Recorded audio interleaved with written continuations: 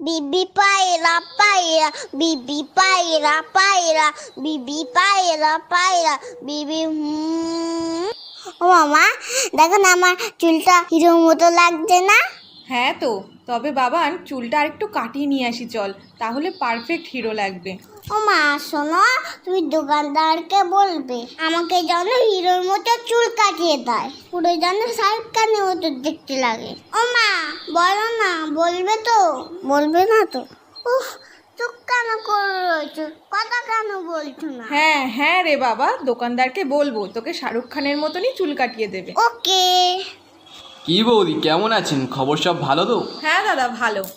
আরে বাবান, কেমন আছো? হ্যাঁ ভালো আছি, তবে আমার কিন্তু হিরোর মতো চুল কেটে দিতে হবে। তুমি পারবে তো? আগে বলো, নয়তো তোমার কাছে কাটবো না। সব রকম কাটতে পারি আমি, তুমি এখানে এসে বসো। আমাকে একটু উঁচু করে দাও, আমি তো মুখটাই দেখতে পাচ্ছি না। হ্যাঁ তাই তো, তুমি নামো, আমি উঁচু করে দিচ্ছি। দেখো আবার যেন সব চুল কেটে দিও না। আহ বাবা নড়ো না, কান টান কেটে যাবে কিন্তু। ও দাদা, একেবারে মুড়ো করে কেটে দেবেন। হ্যাঁ হ্যাঁ, বুঝেছি বুঝেছি। আমার চুলগুলো কোথায় গেল?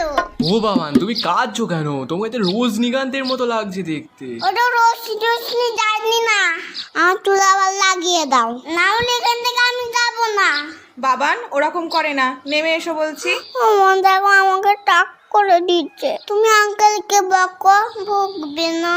শোন, টাক হয়েছিস তো কি হয়েছে, ও আবার দুদিনে চুল গজিয়ে যাবে, তাছাড়া তো তোর হিরোর মতনই লাগছে। ঠিক আছে ঠিক আছে, টাক যখন হয়ে গেছি তাহলে চকলেট দাও।